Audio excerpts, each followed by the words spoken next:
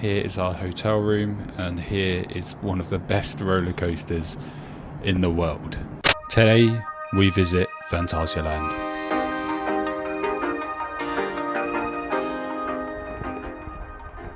That is a pretty cool sky to wake up to. And today we're heading to Phantasialand, and I couldn't be more excited. But first, if you do enjoy seeing some of the craziest theme parks in the world, then a subscribe would be epic. Before we get back to Phantasialand though, where did we stay last night? We find ourselves at our second hotel. It's a weird one. I don't even know what's going on. Here's the bed. As long as we can sleep here and lock the door, which I believe we've just locked the door, then I don't really care. Now time to get back to Phantasialand. After parking up, Lucy found a very familiar looking coaster carriage in the car park. Then we went into the Charles Lindbergh and checked in.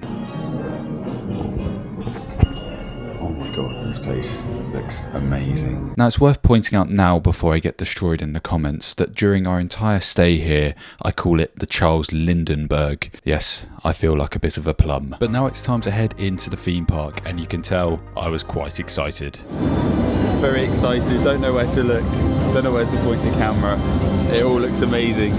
We've just entered through the Charles Lindbergh and come down the stairs there, and just look at it. We'll get into the main topic of this video very soon, which is staying in the Charles Lindbergh. But first, let's take a look at the theme park. Now unfortunately cameras are not permitted on the rides here at Phantasialand, but here's our reactions to our first ride on Fly. Oh my flipping god, that was incredible. I absolutely loved it.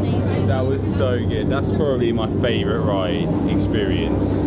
Just everything, the music, the beaming. Oh my god, I love this place so much. This is my favourite theme park in the world. It's not Lucy's. Lucy's very much a Disney fanatic. One of my personal favourite rides is Chiapas, and we have to go on it again right now. Chiapas is a flume ride located in the Mexico part of the park. It's manufactured by Intamin and features the steepest drop on a log flume in the world, and it even has an airtime hill. We've arrived in Klugheim. There's Taron, which we're probably going to head on to now. It said it has a 5-minute wait, so we'll go and see. That's very unfortunate. Don't step in that. Yes, here it is. It's Taron. If you can't already tell, all of the rides at Phantasialand are incredibly well themed. After riding Taron, we go on rides such as Talocan, Mystery Castle, River Quest, and various other rides in the park. But one thing that stood out to us was their brand new African Adventure Trail.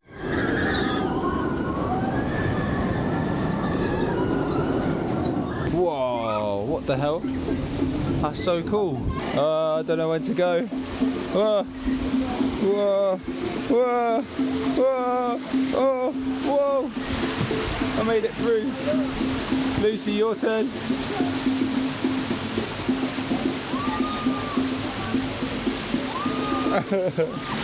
Oh my god, we're climbing up the waterfall.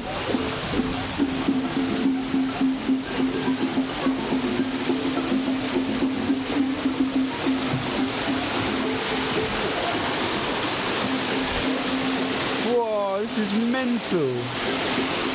It's so cool.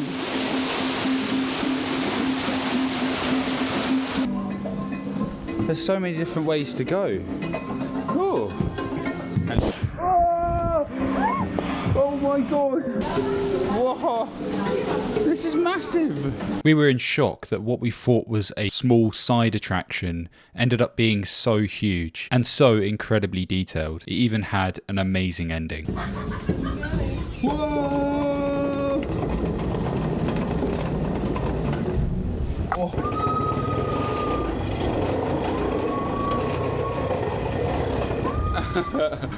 Now we are heading back to check in to the Charles Lindbergh Hotel. Well, we've already checked in, but we need to go and actually check out our room because we haven't actually seen that yet. This is very eerie now that the park's closed.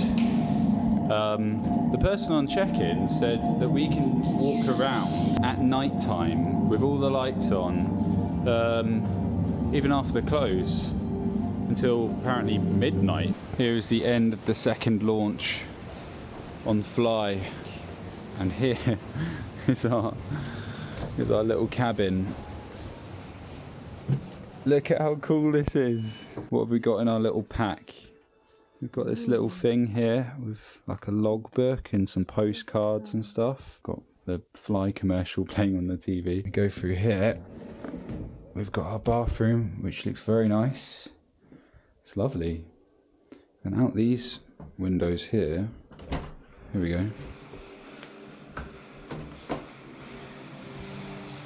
We've got more of the Charles Lindbergh. But how much did it actually cost? Considering that it's quite a small hotel room, but it does include the first and second day theme park tickets included in the price, plus a 3-course dinner at the on-site restaurant, which we found out actually came to a total of over €50 each on the menu, and a buffet breakfast the next morning. Well, it didn't cost that much at all, we thought. At only €200 each split between us, the total was €399, which when you consider that 2 days worth of park tickets alone covers most of that cost, and the dinner covers a quarter of that cost, you're only really spending about €40 to sleep in the theme park. But now it's time to figure out how we get to dinner, and this is unfortunately where we have a little bit of a bad experience. Rick. Let's go down. You see, the restaurant that I clearly can't say the name of has a very strange layout. Considering that every cabin in the hotel is the same layout with the 2 beds either side, most of the people staying here, like me and Lucy, are going to be sat in 2s in the restaurant, and there are a lot of tables in the 2-seat formation. However, they are pushed so insanely close that it really does feel like you're having dinner with the people either side of you. You really are sat shoulder to shoulder with the next tables either side. And me and Lucy were unfortunately put in the centre of 3 tables, so we had people to our left and right. And unfortunately that's not where the negatives stop, because it became clear to us that after waiting an hour and a half without having any of our starters even delivered, they had forgotten our order. So we had been sat in the restaurant for well over an hour, probably about an hour and a half, without having any food. And the people that were shoulder to shoulder with us on the left and right had already finished and left. And to top it all off, the waiter wanted to charge me €7 for the tap water I'd asked for. Now don't get me wrong, I'm well aware that not everyone's order is going to be lost like ours if you go and eat at this restaurant, and the food did taste amazing. There's no denying how good the food tasted. But at the end of the day, we did leave the restaurant feeling a bit disheartened, because we were so looking forward to this experience, and this definitely dampened it. So we headed straight to reception to basically complain about how bad of a meal we just had. And they kindly offered us a free drink each down in the bar, which at the bar they kindly upgraded to allow us to have one of their massive fishbowl cocktails, which was actually amazing. But what we were about to do next was even more amazing.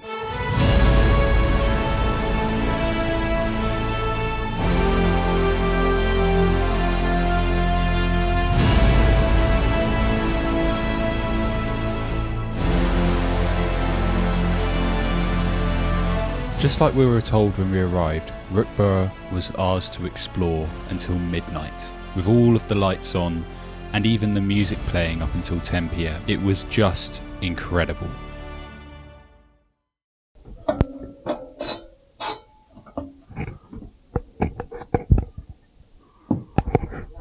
Good morning. We had a lovely night.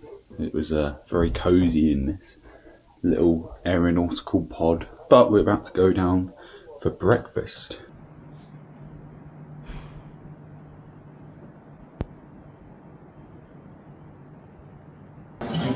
Edible pot. White chocolate Oreo chocolate spread in an edible pot. You've got a croissant. I've got the sausage and bacon and eggs and whatnot. This is pretty cool, isn't it?